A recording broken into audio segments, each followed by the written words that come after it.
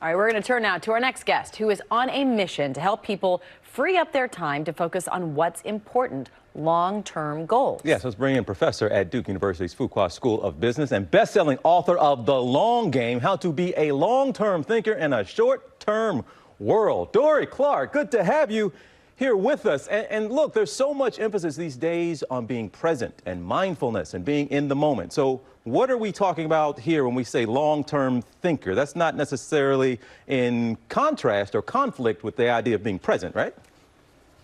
I like to think that these pieces fit together seamlessly because over the past 2 years, we have all, like it or not, been forced into short-term thinking because of COVID. For so many of us, we just weren't even able to make long-term plans because we didn't know what was coming around the corner.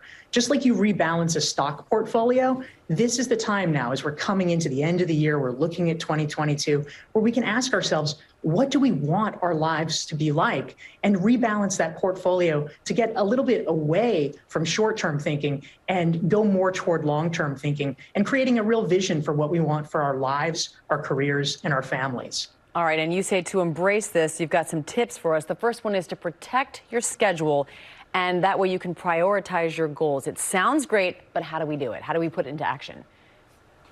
That is the real question, and it's something we all struggle with.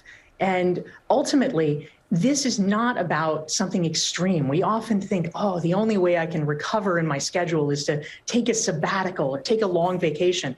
That would be wonderful, and certainly do it if you can. But for most of us, it may be hard. And so that's why I say that the battle is really won at the edges. It's about looking for 30 minutes or 60 minutes a week that we can carve off by being a little bit smarter about what we say yes to. In my book, The Long Game, I suggest 4 questions that we can ask ourselves to really get more precise and make sure we're committing to things that are the right things. The first is, what's the total cost? What's the total commitment? We often tend to systematically underestimate how long something's really going to take. Number 2 is, what's the physical and emotional cost? If you're committing to something during a really busy time, like the holidays, when you're already stretched thin, you're burned out, it needs to reach a higher bar in order to be worth that yes. Number 3 is, what is the opportunity cost? We often say to ourselves, well, should I do this thing or should I not? That's not the question. The question is, should I do this thing or should I do anything else in the world that takes that amount of time? Because that's really what's at stake. And fourth and finally, how will I feel about this in a year? Time clarifies a lot of things, and it helps you understand what is a meaningful thing to say yes to and what you can feel safe in declining. And what are we talking about when you say focus where it counts? Yeah, so ultimately, for so many of us, we get to the end of the week, we've been so busy, and we often say to ourselves, wait, what did I even accomplish this week? So much of what we do tends to get filled up with the trivial or the less important.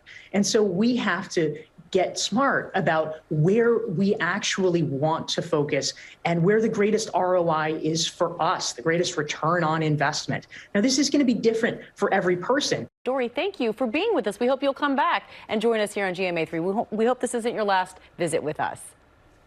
I would love it. Thank you. All right, you can pick up The Long Game wherever books are sold. Wasn't she so impressive? You could tell by the notes. Look, everyone was looking at me. Everybody's taking notes. Well, hey there, GMA fans. Robin Roberts here. Thanks for checking out our YouTube channel. Lots of great stuff here. So go on, click the subscribe button right over here to get more of awesome videos and content from GMA every day, anytime. We thank you for watching, and we'll see you in the morning on GMA.